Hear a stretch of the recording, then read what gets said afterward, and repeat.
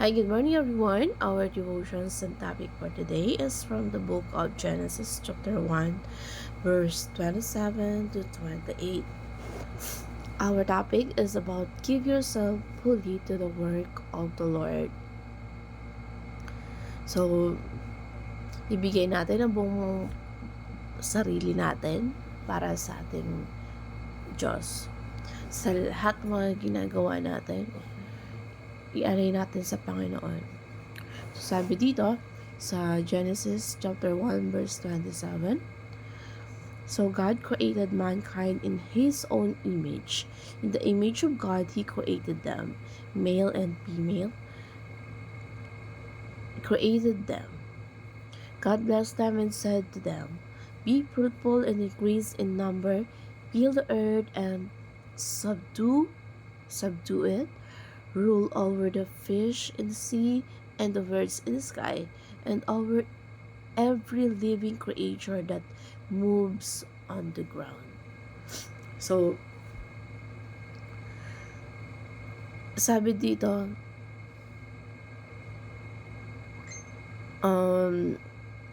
God created the world nung nilikha ng Diyos si Eva at Adan.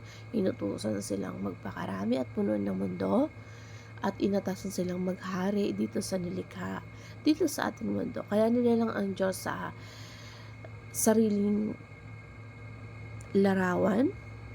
Sila ay nilalang para magkaroon ng anak, magkapakarami, at gamitin ang mundong ginawa niya. Gamitin ang lupa, ang ilo, ang tubig, at yung mga gawa ng Diyos. Yung gawain ng Diyos, hindi ito yung gawain na tuwing Sunday, tuwing may practice na worship song, praise and worship team, na hindi lang yung Bible study, kundi kung ano yung ginagawa natin. Dito sa verse na to, nung nilikha si Eva at Adan, hindi lang naman sinabi sa kay Eva at Adan na mag-praise and worship kayo, at hindi yun yung sanabi ng Diyos sa kanila. Sabi sa kanila, magpakarami kayo. Lahat ng activities nila, lahat ng ginagawa natin ay pagsamba sa Diyos. Yung gawain ng Panginoon ay yung gawain na ginagawa natin. Yung gawaing bahay, yung pagluluto, kung ano man yung ginagawa mo. Yung lahat ng mga pinagkakaabalahan natin, lahat ng ginagawa natin, activities, pagsamba yun sa Diyos. Kaya, yung worship service, hindi lang kung tuwing service lang, tuwing nasa church lang. Lahat ng human works, yun ay ginagawa ng, or yun ang sinabi ng Diyos na gawin natin. Yung ginagawa natin araw-araw, at hindi lahat ng ginagawa natin na ano man ang ginagawa natin ay isa yan sa pag-worship sa Panginoon. Yung mga job natin, lahat ng ginagawa natin, pagsamba sa Diyos yon, na nakakalugod sa Kanya yon. Lahat ng ginagawa ng tao, kaya lang, ang ginagawa ang pinaka mali lang sa ginagawa natin, yung paggawa ng kasalanan. Lahat ng ginagawa nating mali, yun ang hindi nakakalugod sa Panginoon, at yun ang hindi inutos niya na mag-asala tayo. Lahat ng ginagawa nating mali na walang nahuhulog sa mga paggawa ng kung ano man na hindi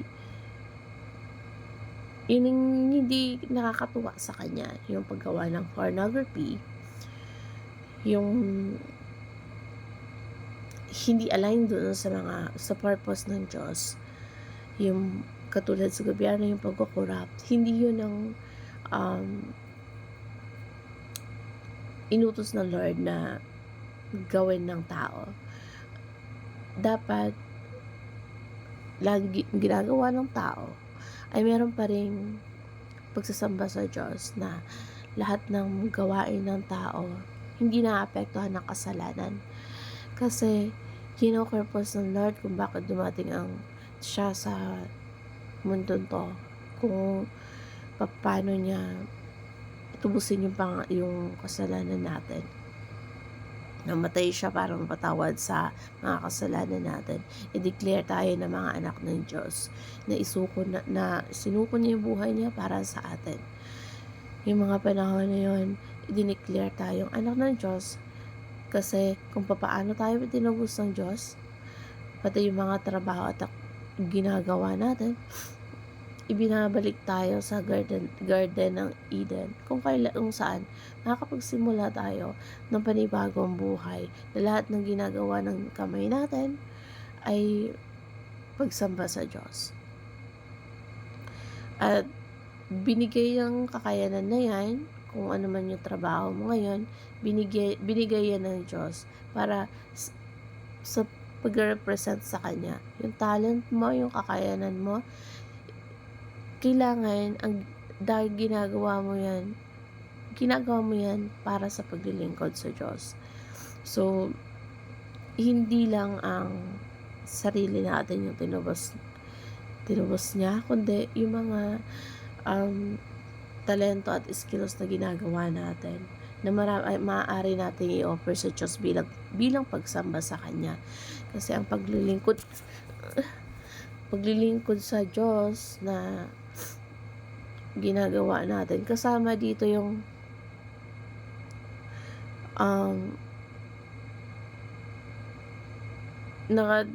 yung kalooban pa rin niya yung nasusunod sa mga ginagawa natin, sa lahat ng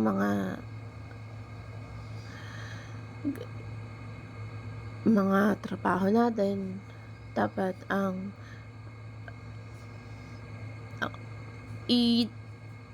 binibigay natin lahat ng kakayanan natin para sa work ng Lord.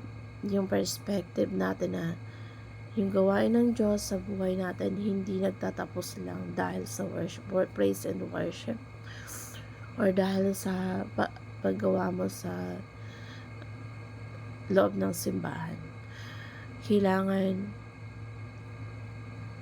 yung ginagawa ng tao gamit ang anumang parte sa ating katawan or activities natin, ang nalulugod pa rin or napapapurihan ay ang Diyos, hindi yung sariling kakayahan natin. So, i-offer natin yung mga ginagawa natin sa Diyos na lumikha sa atin. Yun yung importante na malaman natin yung gawain ng Panginoon na malawak. Hindi lang ang pag-Bible study, prayer meeting, worship and service. Kaya dapat i-prod natin yung sarili natin, ma-realize natin na lahat ng mga ano man ang ginagawa at pinagkakabala natin,